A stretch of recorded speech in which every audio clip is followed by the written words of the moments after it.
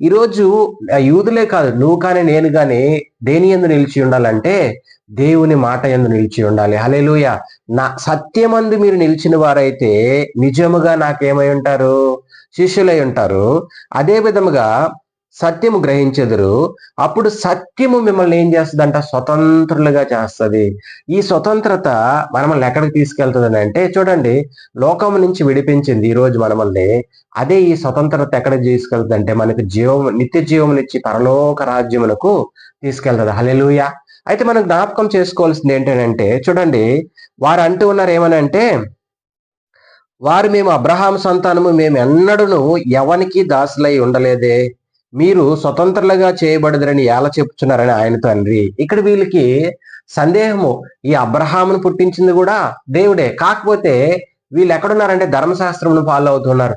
ధర్మశాస్త్రంలో ఉన్న ప్రతి ఒక్క పరిస్థితిని ఫాలో అవి ముందుకు వెళ్తున్నారు. యేసుక్రీస్తు ప్రభు వారు పరిశుద్ధ ఆత్మ ద్వారా కన్యక గర్భమంది భూమికి వచ్చి ఆయన విడవకూడని భాగ్యమును విడిచి ఇక్కడికి వచ్చి ఇన్ని రకాల స్వార్థలు ప్రకటిస్తూ అనేక మందిని ఆయన ఏం చేస్తున్నాడు? స్వస్థపరుస్తూ ఉన్నప్పుడు దేవుడు అంటే ఇక్కడ వీళ్ళకి ఏం కనిపిస్తుందని అంటే, ఈయనలో ఏదో తప్పుగా కనిపిస్తోంది. అయితే ఈయన అంటున్నాడు ఒక మాట, అందుకు యేసు, పాపము చేయి ప్రతివాడు పాపమునకు దాసుడని మీతో నిశ్చయముగా చెప్తున్నాను.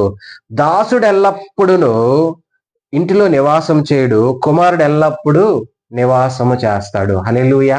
దాసుడు ఏం చేస్తాడు? ఇప్పుడు ఒక పని మనిషిని మనం పెట్టుకుంటే ఏం చేస్తారు? పని చేస్తారు, వాళ్ళ ఇంటికి వాళ్ళు వెళ్ళిపోతారు. అదే మనకు పుట్టిన కుమారులు కావచ్చు, కుమార్తెలు ఏం చేస్తారు? వాళ్ళు ఇంట్లోనే ఉంటారు.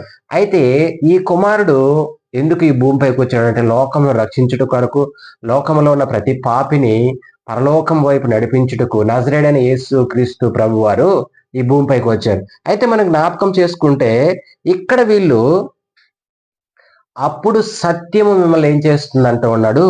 స్వతంత్రులుగా చేస్తుందని చెప్పి దేవుడు ఇలా చెప్తూ ఉన్నాడు. అయితే మనం చూస్తే ఇక్కడ, కుమారుడు మిమ్మల్ని స్వతంత్రులుగా చేసిన ఎడల మీరు నిజముగా స్వతంత్రులై ఉందరు. చూడండి, ఇక్కడ కుమారుడు ఒకవేళ స్వతంత్రులుగా చేస్తే వీళ్ళు ఏమవుతారు?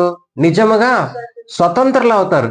ఎందుకనంటే వీళ్ళు ఒకవేళ యూదులు కాకపోయినా, ఈరోజు మనమైనా కూడా సరే, ఆయన మాటని వింటే ఖచ్చితంగా మనము ఆయన సత్యములో మనం నడిస్తే మనం ఏమవుతామో తెలుసా? మనము స్వతంత్రులుగా అవుతాము. హల్లెలూయా. సర్వ సత్యములోనికి ఆయన ఆయా స్వతంత్రత మనకి ఏమొస్తుందంటే, చూడండి, సత్యము స్వతంత్రాన్ని ఇస్తుంది. ఈరోజు దేవుని మాటే సత్యము, ఆయన లేఖనాలే సత్యమైనటివి.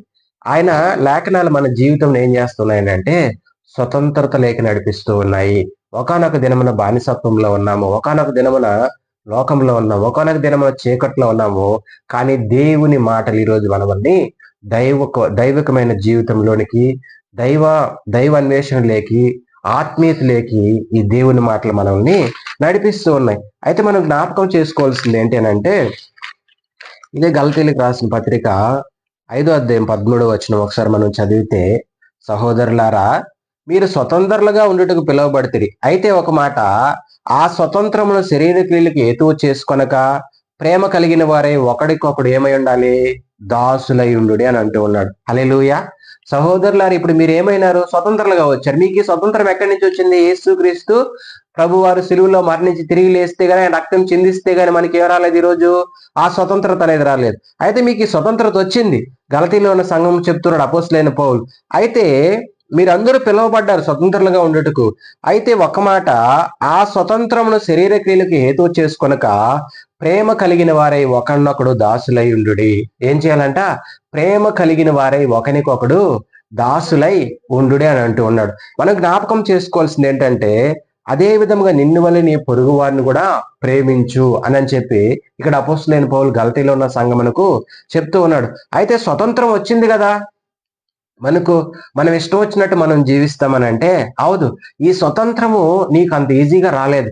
ఈ స్వతంత్రము ఈ రోజు నీకు అంత ఈజీగా రాలేదు. కాబట్టి నువ్వు తెలుసుకోవాల్సింది ఏంటనంటే, నజరేయుడైన యేసు క్రీస్తు ప్రభు వారిని ఆయన చిందించిన రక్తం, ఆయన మన కొరకు ఆఖరి రక్త బొట్టు వరకు చిందించిన ప్రతి బొట్టును మనం జ్ఞాపకం చేసుకోవాలి. ఆయన సిలువలో భరించిన బాధలను వాటన్నిటిని మనం జ్ఞాపకం చేసుకుంటే ఖచ్చితంగా మనం ఏమవుతుంటామంటే స్వతంత్రులుగా ఉన్నాం. కాబట్టి దేవునికి ఏం చేస్తాము? స్థిరమైన మార్గంలో, దేవుని మార్గంలో మనం వెళ్తాం. ఇక్కడ అంటూ ప్రేమ కలిగిన వారే ఒకరికొకడు ఏమై ఉండాలంట, దాసులై ఉండాలని చెప్తూ ఉన్నాడు.